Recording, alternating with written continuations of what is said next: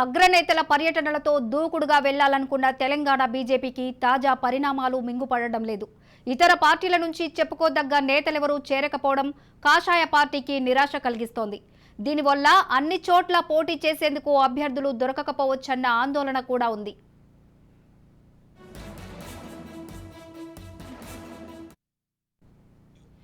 Right, ఇక దీనిపై మరిన్ని వివరాలను మా ప్రతినిధి స్వప్న అందిస్తారు. స్వప్న. ఎస్, రమాదేవి బీజేపీ అభ్యర్థుల విషయానికి మాట్లాడితే ఏమంటారంటే ప్రతి నియోజకవర్గానికి బోలెడు మంది మాకు అప్లై చేసుకున్నారు. ఒక్కొక్క నియోజకవర్గానికి 3 చొప్పున సెలెక్ట్ చేసాం. అది ఎలక్షన్ కమిటీకి పంపించాం. మాకు కమిటీకి సంబంధించినటువంటి రిపోర్ట్స్ మాత్రమే పెండింగ్ ఉన్నాయి తప్ప మాకు అభ్యర్థుల కరువు లేదు అని చెప్పేసి ఇది బీజేపీ అగ్రనేతలు బయటకు చెప్తున్నమాట.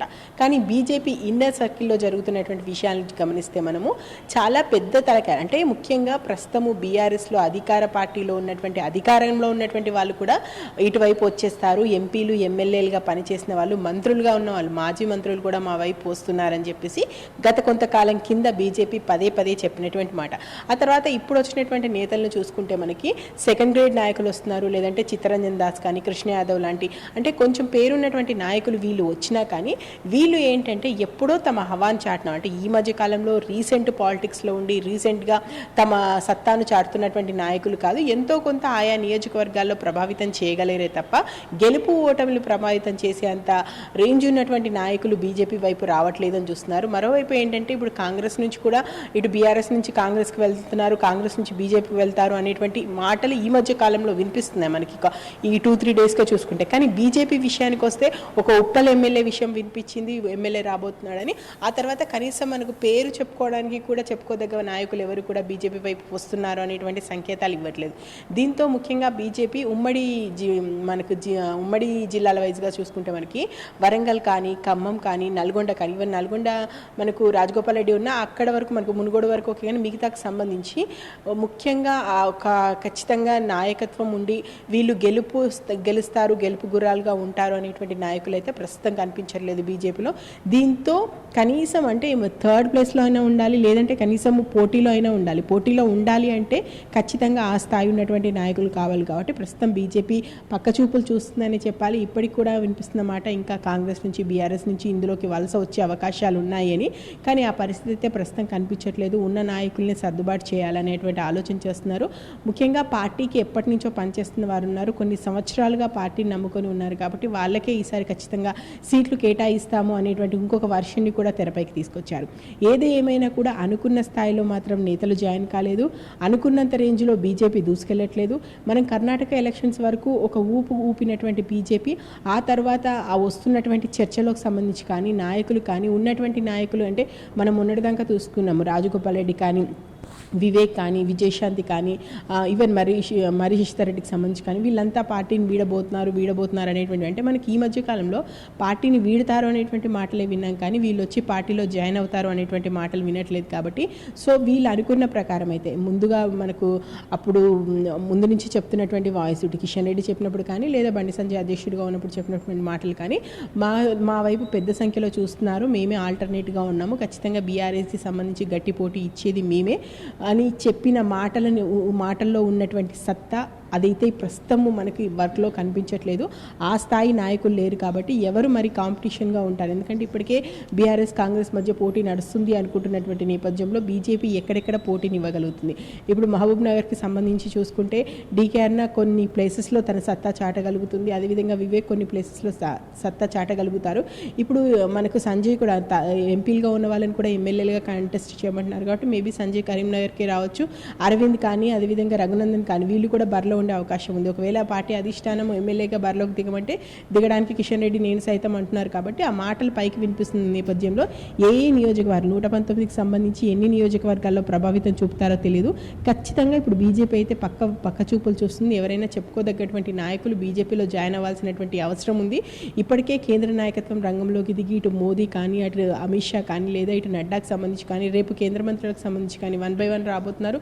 దాదాపు 30 రోజుల్లో 30 భారీ బహిరంగ సభలు ఏర్పాటు చేయాలి అన్న దిశగా వాళ్ళు ప్లాన్ అయితే వేస్తున్నారు. ఇది ఏ వరకు ఇంప్లిమెంటేషన్ అవుతుంది, ముఖ్యంగా కేంద్ర నాయకులు వస్తేనో అగ్రనాయకత్వం వస్తేనో ఇక్కడ ఓట్లు పడవు. ఖచ్చితంగా స్థానికంగా ఉన్నటువంటి నాయకుల బలం అనేది చాలా కీలకంగా ఉంటుంది. కాబట్టి స్థానిక నాయకులు కొంచెం పెద్ద స్థాయిలో సెకండ్ గ్రేడ్ నాయకులు, లేదంటే చెప్పుకోదగ్గ పేరున్నటువంటి ఇంతకుముందు పాలిటిక్స్ని కాస్త ప్రభావితం చేసిన వాళ్ళు తప్ప, ఇప్పుడు పాలిటిక్స్లో క్రియాశీలకంగా ఉండి ఖచ్చితంగా వీళ్ళు కనుక బీజేపీలోకి వస్తున్నారు, ఈ నియోజకవర్గం బీజేపీది అన్నటువంటి నేతలు అయితే ఎవరు జాయిన్ కావట్లేదు. అలాంటి పేర్లు కూడా వినబడట్లేదు. సో ఖచ్చితంగా ఇది బీజేపీకి సంబంధించి డ్రాబ్యాక్గా చెప్పొచ్చు రమాదేవి. స్వప్న, అన్ని పార్టీలు దాదాపు ఇప్పటికే అభ్యర్థులను ప్రకటించారు. కానీ బీజేపీ మాత్రం అన్ని స్థానాల్లో కూడా అభ్యర్థులను అయితే ఇంకా ఖరారు చేసినట్లు కనిపించడం లేదు. దీన్ని ఏ విధంగా చూడొచ్చు? ఎస్, ఖచ్చితంగా ఇప్పుడు 119 నియోజకవర్గాలకు సంబంధించి అన్ని చోట్ల నుంచి మాకు ముగ్గురు అభ్యర్థుల లిస్టు ఉన్నారు. ఈ లిస్టు మేము ఆల్రెడీ ఇప్పటికే ఎన్నికల కమిటీకి పంపించాము అని చెప్తున్నారు. కానీ దానికి సంబంధించి ఇప్పటివరకు క్రియాశీలకంగా ఉన్నట్టు మాత్రం మనకు కనిపించట్లేదు. చాలా నియోజకవర్గాలను పెండింగ్లోనే పెట్టారు. కొన్ని మాత్రమే ఎవరైతే ముఖ్య నాయకులుగా ఉన్నారో, లేదంటే కాస్త బీజేపీలో క్రియాశీలకంగా ఉన్నారు, లేదంటే వీళ్ళు ఇక్కడ ఆయా నియోజకవర్గాలకు సంబంధించి పోటీ ఇవ్వగలరు. మేబీ 30 నుంచి 40 ఆ స్థాయికి సంబంధించినటువంటి నియోజకవర్గాలకు సంబంధించినటువంటి లిస్ట్ని మేబీ 15th అంటున్నారు, 15th రోజు ఈవినింగ్ ఆర్ 16th మార్నింగ్ అంటున్నారు. లేదా అది ఇంకా డ్రాగ్ అయ్యేటువంటి అవకాశం ఉన్నా ఉండొచ్చు. కానీ ఫస్ట్ లిస్ట్లో మాత్రం ఏవైతే కాస్త ప్రభావితం చేసేటువంటి నియోజకవర్గాలు ఉన్నాయో అక్కడ లిస్టును ప్రకటిస్తారు.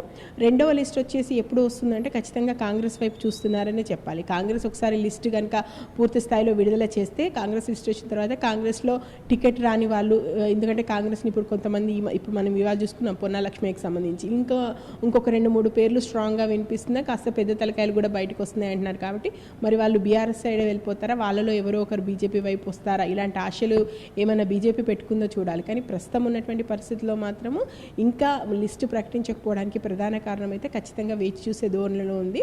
ఇటు బీఆర్ఎస్కి సంబంధించి కూడా మెల్లమెల్లగా కొంతమంది బయటకు వస్తారు. ఖచ్చితంగా ఎలక్షన్స్ టైం వరకు మాతో కొంతమంది టచ్లో ఉన్నారు. కాకపోతే వీళ్ళు చెప్తుంది ఏంటంటే మాతో కొంతమంది ఎమ్మెల్యేలుగా ఉన్నటువంటి అభ్యర్థులు కూడా టచ్లో ఉన్నారు. కానీ వాళ్ళు ఆయా నియోజకవర్గానికి సంబంధించి టికెట్ ఆశిస్తున్నారు. మేము ఇప్పుడే టికెట్ అష్యూరెన్స్ ఇవ్వట్లేదు, టికెట్ అష్యూరెన్స్ ఇవ్వకపోవడం వల్ల కొంతమంది డ్రాబ్యాక్ అవుతున్నారేమో అనేటువంటి మాటలు చర్చ అయితే బీజేపీలో జరుగుతుంది. కానీ అలాంటి పరిస్థితి నిజంగా ఉందా, నిజంగా అక్కడ వాళ్ళు ప్రభావితం చేయగలిగారు, అక్కడ ఆ వ్యక్తి గెలుపు గుర్రం అనుకున్నప్పుడు వాళ్ళకి టికెట్ ఇవ్వడానికి పెద్దగా బీజేపీకి ఆలోచించాల్సినటువంటి అవసరం అయితే ఉన్నట్టు మనకు అనిపించట్లేదు. ఏది ఏమైనా కానీ ఇప్పుడు త్రిముఖ పోటీ ఉంటుంది. పోటీలకు సంబంధించి మేము కేంద్ర నాయకత్వంకి ఉన్నటువంటి ఇన్ఫర్మేషన్ ప్రకారము ఖచ్చితంగా ఇక్కడ ఒక కింగ్ మేకర్గా మేము రాబోతాం. ఎందుకంటే తెలంగాణకు సంబంధించి పూర్తి స్థాయి మెజారిటీ ఎవరికి వచ్చేటువంటి అవకాశం లేదు. ఇంటెలిజెన్స్ రిపోర్ట్ ప్రకారం ఖచ్చితంగా హంగ్ వచ్చేటువంటి అవకాశం ఉంది. హంగ్ వస్తే మేము కింగ్ మేకర్స్ అవుతామని బీజేపీ చెప్తుంది. కానీ కింగ్ మేకర్స్ కావాలన్నా, మేబీ కింగ్స్ అవుతారో లేదో పక్కన పెడితే, కనీసం కింగ్ మేకర్స్ కావాలన్నా కూడా ఆయా నియోజకవర్గాలకు సంబంధించి పట్టున్నటువంటి నాయకులు ఉండాలి. లేదా ఇప్పుడు కాస్త చెప్పుకోదగ్గ నాయకులు ఎవరైతే బీజేపీలో ఉన్నారో వాళ్ళంతా క్రియాశీలకంగా ఉండి పని చేయాలి. మరి ఇది ఎంతవరకు వర్కౌట్ అవుతుందో చూడాలి మనం. Right Swapna, thank you.